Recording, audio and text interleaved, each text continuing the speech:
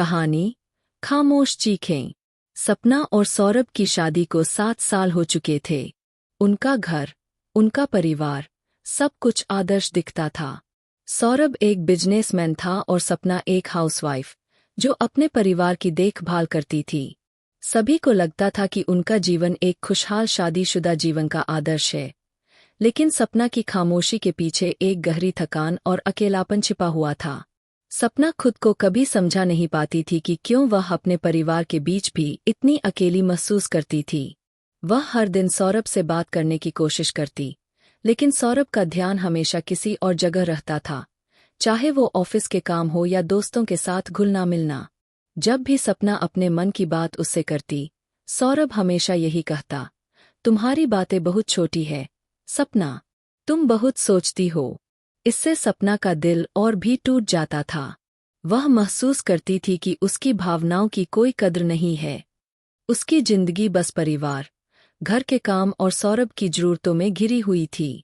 कभी कभी सपना सोचती, क्या मैं सिर्फ एक गृहिणी हूँ जिसकी कोई आवाज नहीं है? क्या मेरी कोई अहमियत नहीं है?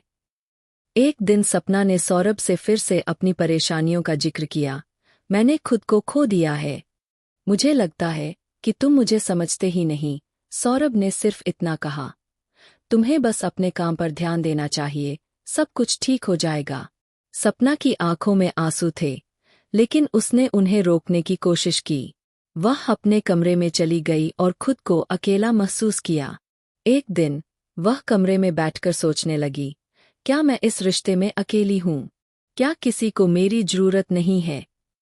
तभी सपना ने सोचा कि शायद उसे अपनी भावनाओं को किसी और से साझा करना चाहिए। उसने अपने पुराने दोस्त आयुष को कॉल किया। आयुष उसकी पुरानी दोस्ती और समझ को जानता था। सपना ने उसे अपनी सारी बातें बताईं और आयुष ने ध्यान से उसकी बातें सुनी। तुम बहुत मजबूत हो सपना, आयुष ने कहा। तुम्हें अपनी आवाज उठानी चाहिए और खुद को पहचाना चाहिए। सपना को महसूस हुआ कि उसे किसी के सामने अपनी भावनाओं को व्यक्त करने की जरूरत थी, न कि अपने आप को दबा कर रखना। उसने सौरभ से फिर से बात करने का निर्णय लिया, लेकिन इस बार वह न केवल अपने दर्द को, बल्कि अपने अधिकार को भी व्यक्त करने वाली थी। सपना ने सौरभ से कहा, तुम हमेशा अपनी दुनिया में खोए रहते हो। मैंने तुम्हें कई बार अपनी परेशानियां बताने की कोशिश की, लेकिन तुमने कभी भी सही से सुना नहीं। मैं भी एक इंसान हूँ और मुझे भी समझने की जरूरत है। सौरभ चुप था। वह पहली बार सपना की बातें सुन रहा था। उसे महसूस हुआ कि वह अपनी जिंदगी में इतना व्यस्त हो गया था कि उसने सपना की भावनाओं को नजरअंदाज किया।